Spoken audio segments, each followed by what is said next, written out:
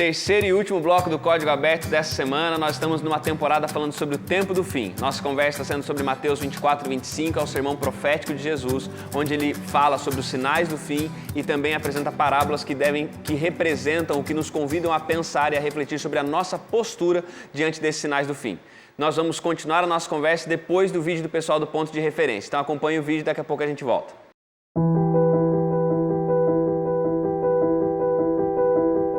Nos capítulos 24 e 25 de Mateus, encontramos Jesus alertando seus seguidores sobre eventos terríveis que iriam acontecer em um futuro próximo e no tempo do fim, antecedendo sua volta.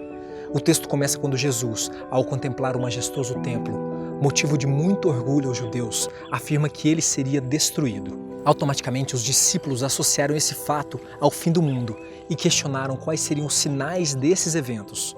Ao responder, a primeira preocupação de Jesus foi em relação aos enganos que seu povo poderia sofrer e muitos falsos cristos e profetas que surgiriam. E olhando a história e nosso momento, podemos ver como Cristo estava certo. Mas infelizmente sabemos que essa realidade irá se intensificar ainda mais, a ponto que aqueles que permanecerem fiéis sofrerão grandemente. Sereis atribulados e vos matarão, sereis odiados de todas as nações por causa do meu nome. Nesse tempo, conhecer e aceitar Jesus apenas intelectualmente não será suficiente. Teremos que decidir firmemente em nosso coração segui-lo, porque segundo o próprio Cristo, quem perseverar até o fim será salvo. Quando a palavra de Deus cita os pecados que eram muito graves e levavam à apostasia religiosa, como idolatria e imoralidades, esses eram referidos como abomináveis ao Senhor. A abominação desoladora que Cristo profetiza e faz referência a Daniel tem então duas conotações, uma em relação à destruição do templo e outra em relação ao período de Roma papal, que tinha como característica usurpar o papel de Cristo como o único mediador entre Deus e seus filhos. Em certo sentido, todos os que se consideram filhos de Deus e têm a fé em Jesus são como as 10 virgens da parábola.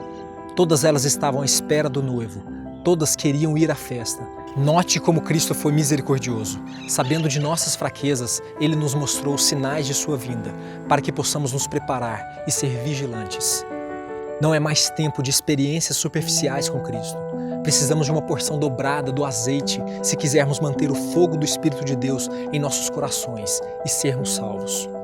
Não importa quem você seja, Deus colocou talentos diversos em suas mãos. Mas você tem a responsabilidade de fazer esses talentos se multiplicarem para ser um servo bom e fiel. É tempo de colocar a sua vida nas mãos de Deus e permitir que Ele te use para que outras pessoas também o possam conhecer. E quando o Evangelho for pregado por todo mundo, em testemunho de todas as nações, então virá o fim.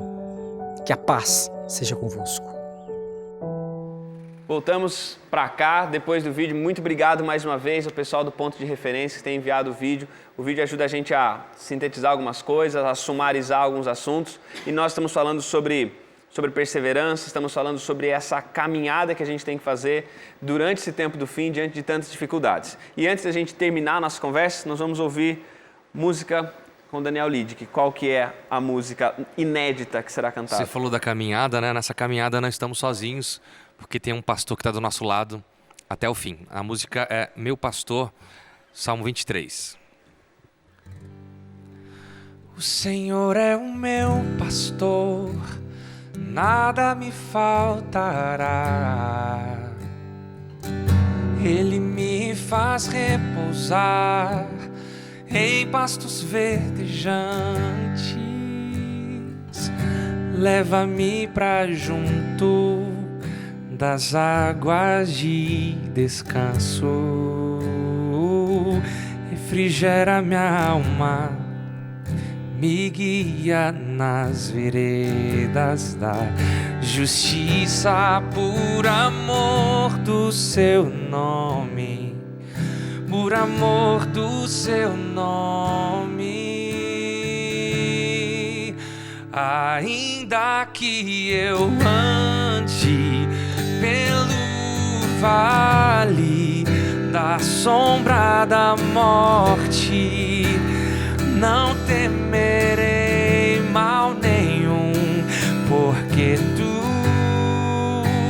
estás comigo, tua vara e teu cajado me consolam.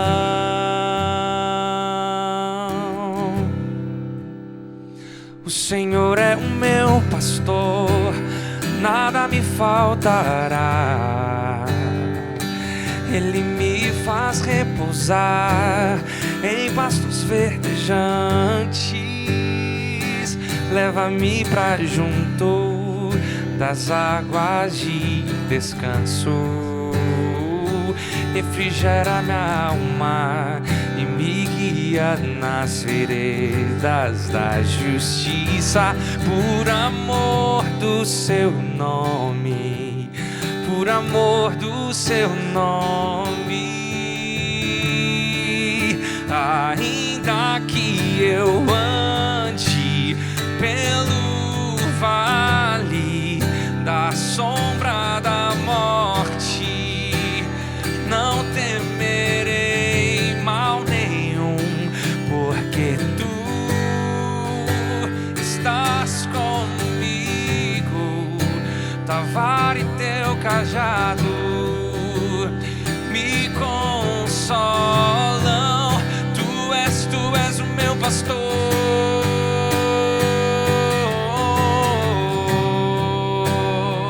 tu és o meu pastor.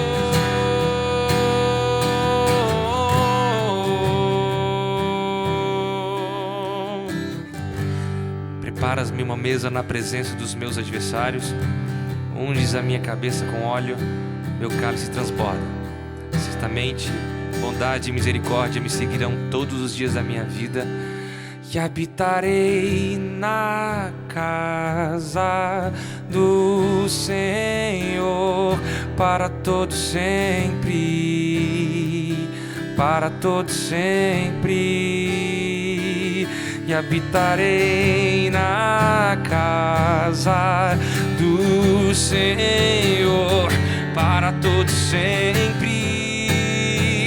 para todo sempre. Ainda que eu ande pelo vale da sombra da morte, não temerei mal nenhum, porque tu estás comigo, tua vara e teu cajado me consolam. O Senhor é o meu pastor, nada me faltará. O Senhor é o meu pastor, Ele não me faltará.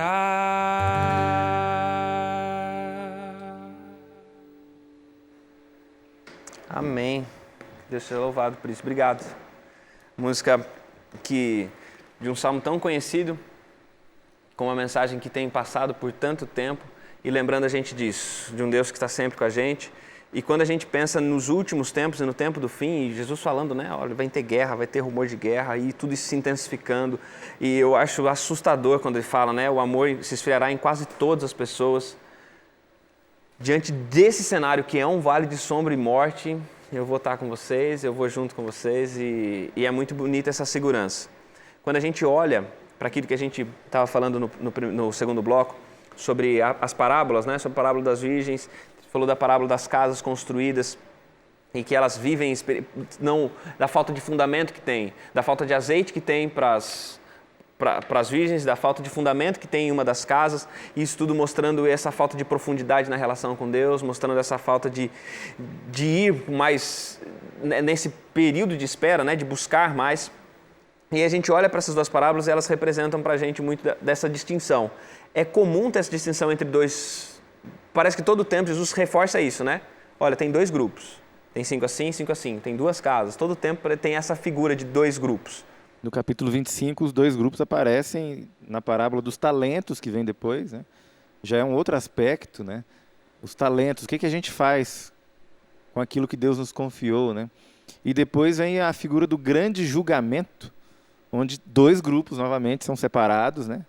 E o critério do grande julgamento é justamente o que a gente faz, né? Depois de receber tudo isso, e agora? Como você vive? E o critério do grande julgamento, no final do capítulo ali, é o que a gente faz com aquele que tem fome, com aquele que tem sede, com o que está preso, aquele que está sem roupa. E Jesus estabelece um ponto de extrema importância. Ele diz assim: quando você faz para uma dessas pessoas, é para mim que você está fazendo. É para mim que você está fazendo.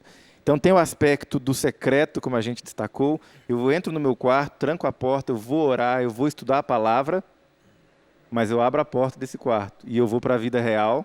E lá tem gente com fome, com sede, gente precisando de um abraço, de um carinho, de comida, de roupa. Ou seja, a vida cristã é essa vida integral, né? É um relacionamento, é uma cruz, né? Eu e Deus, e nós, entre nós aqui, vivendo essa realidade do reino. E entra, voltando naquilo, pegando isso, a gente vai acabar voltando nisso também, mas pegando essa parábola que a gente passou, que é a parábola dos talentos, ela fala disso também, dessa relação com o outro, do uso desses talentos.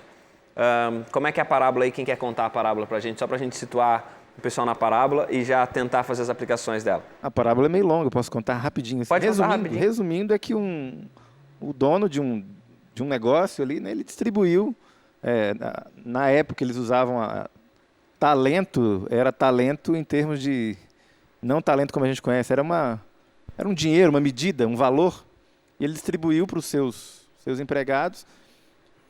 E para resumir, bem resumido, alguns usaram aquele talento e fez multiplicar, fez render, mas teve alguém que ficou com medo, né, e falou: não vou me arriscar, eu não vou usar isso, né, aplicar isso aí para fazer render, eu vou guardar, e quando o patrão voltar, eu vou devolver só o que ele me deu. Não rendeu nada, não multiplicou nada. E esse cidadão que fez isso, ele é chamado de mau e negligente. Os que renderam são elogiados, os que não rendem são, poxa, você deveria ter usado isso e fazer render. Você é mau e negligente. Isso se aplica perfeitamente no quesito pregação do Evangelho, né? A gente recebe uma mensagem, a gente recebe uma orientação, uma alimentação através do próprio guia da lição, todas essas ferramentas que a gente tem para estudar a Bíblia, só que fica evidente o meu papel diante da pregação do Evangelho. O Evangelho vai ser pregado a todas as nações, mas por meio de quem? Por meio do quê? Aí entra o nosso papel na pregação do Evangelho. E eu gosto muito de estudar a Bíblia através das parábolas, porque parece que Jesus vem e mastiga para a gente, para falar assim: não entendeu? Vou te mostrar de outra forma que você possa entender. Ele mastiga e faz a gente aplicar essas parábolas na nossa vida prática. E é muito interessante porque mostra aqui que Jesus é tão bom, ele é tão amoroso, que ele deu dons para cada um de nós, para que juntos nós possamos pregar o Evangelho através dos nossos dons também. E vai mais. Se nós não usamos os nossos dons, quer sejam grandes, quer sejam pequenos, no nosso guia fala que nós estamos desprezando as dádivas de Cristo. Olha só que forte. É como se ele desse um presente para a gente e a gente falasse assim: não quero. Não quero. Eu quero teu amor, eu quero a tua graça, eu quero ser salvo, mas eu não quero pregar o teu Evangelho. E esse conceito do desprezo, na Bíblia, ele é muito forte. Pelo menos 2 situações a gente vê de pessoas que desprezaram alguma coisa e perderam. Mical desprezou Davi e a Bíblia fala que por isso ela não teve filhos. Deus não deu filhos a ela. Esaú despreza a sua primogenitura e perde a bênção para Jacó. Da mesma forma a gente não deve de forma alguma desprezar esse conhecimento, tudo isso que está chegando à nossa frente agora. Você que está assistindo a gente em casa, não despreze essa oportunidade de estudar a Bíblia por si próprio. Esse cavar a areia para você conseguir se firmar na rocha, talvez seja a sua única oportunidade de realmente ter uma opinião por si próprio daquilo que realmente está acontecendo. A gente ouve tanta coisa por aí, né? A gente precisa ter uma opinião própria. O Ale falou sobre a pregação do Evangelho. É interessante que Deus é um Deus único, mas Ele é um Deus de universalidade, né? Plural no sentido de usar todos os métodos. A gente falou nos programas anteriores sobre como se fosse um Jesus líquido que se encaixa nas necessidades da vida de cada um.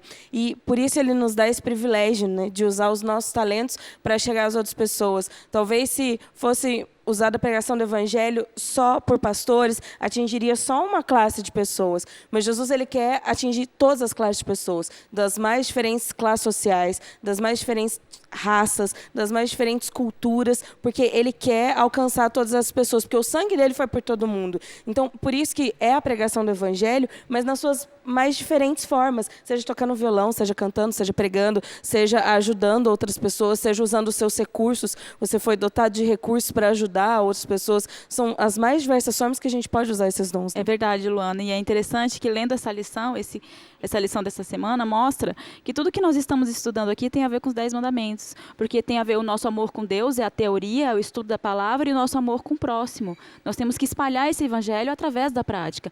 E o que você falou, que cada um tem o seu dom, e nós temos o dever. Fala no guia da lição que nós temos que criar formas diferentes de espalhar os nossos dons. Então, por exemplo, o Ale que cantou, tocou, está falando aqui, ele tem diversos dons. Mas ele tem que usar esses dons de formas diferentes e de formas para pessoas diferentes para que essa palavra chegue através das pessoas. Então, é muito interessante isso. Nós não podemos nos estagnar. Né? O evangelho, a pregação do evangelho nunca vai estar relacionado com a estagnação. Vai estar sempre com a renovação dos nossos deveres e as nossas vontades de pregar o evangelho. É uma provocação para a gente sair do comodismo, né, gente? Porque a gente está falando de pessoas que têm dons, têm talentos, no caso era uma moeda na época, que precisa ser usada. E o fato é que quando você usa esses dons, eles multiplicam. E sempre em favor do outro. Você não o que acontece naquele tempo? Você tinha os mensageiros que iam lá e levavam a mensagem. Quem era mais importante, o mensageiro ou a pessoa que recebia a mensagem? A pessoa que recebia a mensagem. E então não há motivo algum para a gente achar que porque nós temos mais dons do que outros, ou porque temos a mensagem, que nós somos mais importantes do que aqueles que ainda não têm. E só pegando a última parábola do juízo que Deus falou, é interessante pensar que alguns usaram os talentos para autopromoção e aí eles falam, Senhor, em teu nome fizemos milagres, expulsamos demônios, e aí volta aquela coisa dos falsos profetas que operam sinais. Nós fizemos tudo isso e eu não conheço vocês, eu não sei quem são vocês. Vocês fizeram isso sem mim, a parte de mim. Vocês fizeram isso, até usaram o meu nome, mas não tem nada a ver comigo. Exato. E aí vem os outros então que usaram os talentos para assistência, usaram os talentos em coisas que talvez não são tão glamourosas assim. Eu acho bom a gente aprender com a história. Quando você olha recentemente, na história recente, falsos cristos e falsos profetas, por exemplo, posso citar um aqui, Jim Jones, causador de uma das maiores tragédias relacionadas a isso, né, a religião. Ele levou ao suicídio coletivo umas 1.000 pessoas. Ele usava a Bíblia. Ele era uma pessoa de bom trato, era gente boa, todo mundo gostava dele. David Koresh, nos Estados Unidos, e tantos outros que conheciam a Bíblia, usavam a Bíblia, mas conseguiram cumprir, infelizmente, o lado ruim da profecia, né, do aviso de Jesus, de enganar pessoas. A nossa firmeza, a nossa única esperança é estarmos com os pés sobre a rocha da palavra de Deus. E é bacana falar isso porque eu vou até ler um texto, do livro Grande Conflito, que a gente tem usado aqui de vez em quando, e nesse livro, quando fala sobre como é que a gente pode se manter seguro diante desse tempo do fim, como é que a gente pode se manter seguro diante de falsos profetas, diante de tantas mensagens que vêm. E aí então aqui, Ellen White, que a gente tem acompanhado, ela diz o seguinte: o povo de Deus é encaminhado às Escrituras como a proteção contra o poder ilusório dos espíritos das trevas. Satanás utiliza todo o artifício possível a fim de impedir as pessoas de obterem o conhecimento da Bíblia. A cada reavivamento da obra de Deus, ele se levanta para a atividade mais intensa. E aí então ela diz: a batalha final contra Cristo e seus seguidores logo ocorrerá diante de nós. A imitação será tão parecida com o verdadeiro que será impossível distinguir entre ambos sem o auxílio das Escrituras. Quando a gente está falando de tempo do fim, a gente está falando de tudo isso, sobre o amor se esfriando, sobre falsos profetas, sobre enganos, sobre pessoas com uma religiosidade superficial, vem um convite para você e eu preciso fazer isso de forma muito sincera. Quando a gente pensa no que nos aguarda, não tem outra segurança, nós não temos como nos apoiar em nada mais que não seja nas Escrituras, na Palavra de Deus. Às vezes a gente fica pensando, às vezes está ouvindo o código e está ou pensando em alguma outra coisa que você vê e diz, mas eu não penso assim, eu não penso desse jeito, eu não penso daquele jeito. Lembre-se de uma coisa, sua opinião não é fonte segura. Aquilo que você pensa, as suas impressões, suas experiências pessoais, mas eu vi isso acontecendo, eu vi aquilo acontecendo, nada disso é fonte segura. Você precisa voltar para a palavra, você precisa testar o que a gente está falando aqui através da palavra. Você não precisa acreditar naquilo que eu estou dizendo, teste aquilo que eu estou dizendo através da palavra, teste aquilo que as pessoas estão dizendo para você através da palavra. Vá para as Escrituras e tenha um contato com a Bíblia pessoal para que você consiga resistir ao tempo do fim, para que você consiga lidar com tantas mentiras que estão se levantando. Você não tem que simplesmente dizer amém para tudo aquilo que as pessoas dizem. Talvez tenha alguma personalidade, alguma celebridade do mundo cristão que você aprecia muito e tudo que a pessoa diz você vai lá e concorda, diz amém e aprova, mas não está testando na palavra. Não existe nenhuma outra fonte de segurança a não ser a palavra de Deus. O Código Aberto é um convite para você, semanalmente, para você voltar para a palavra. Não é simplesmente para você ouvir a nossa opinião. Vá hoje e leia Mateus 24, 25, por você mesmo, pelas suas próprias impressões. Tenha a sua experiência com a palavra em oração, pedindo o poder do Espírito Santo para entender, para compreender e colocar em prática. Estamos vivendo no tempo do fim. E essa aqui é a nossa salvaguarda para esse tempo. Que Deus te abençoe e te conduza a palavra todo dia. Semana que vem, nós nos vemos novamente no Código Aberto.